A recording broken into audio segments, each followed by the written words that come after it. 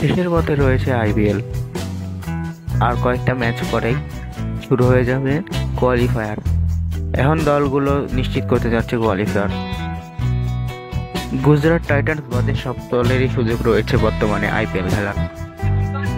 হায়দ্রাবাদের বিপক্ষে জয়ে মুম্বাইয়েরও রয়েছে বর্তমানে আইপিএল খেলার চান্স।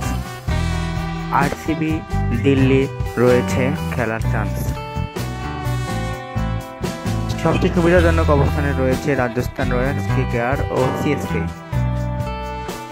তারা লড়াই করছে বর্তমানে টপ 2-তে থাকার। গতকাল দিল্লির বিপক্ষে রাজস্থানের হারের মধ্য দিয়ে কেকেআর পৌঁছে গেছে টেবিলের 1 নম্বরে, 2 নম্বরে রাজস্থান, 3 নম্বরে সিএসকে। সমান 4, 5, 6, 7 এবং 8-এ রয়েছে যথাক্রমে হায়দ্রাবাদ, দিল্লি, লখনৌ এবং আরসিবি। 542 রান নিয়ে সবার উপরে রয়েছেন বিরাট কোহলি। তার নিচে 1 রান কম করা ঋতুরাজ গাইকোয়াড়। 18 উইকেট নিয়ে পার্পল ক্যাপের দাবিদার বর্তমানে রয়েছেন জাসপ্রীত বুমরা। তার নিচে হর্ষল প্যাটেল। প্লে অফ নিশ্চিতের জন্য আরসিবির শেষ সব কটা ম্যাচ জিততে হবে, তাকিয়ে থাকতে হবে দিল্লির দিকে। হায়দ্রাবাদেরও সুযোগ রয়েছে প্লে অফ খেলার। এখন শুধু 4 নম্বর স্পট নিয়ে লড়াই হচ্ছে। রাজস্থান, কলকাতার প্রায় নিশ্চিত হয়ে রয়েছে প্লে অফ। চেন্নাইও মোটামুটি নিশ্চিত।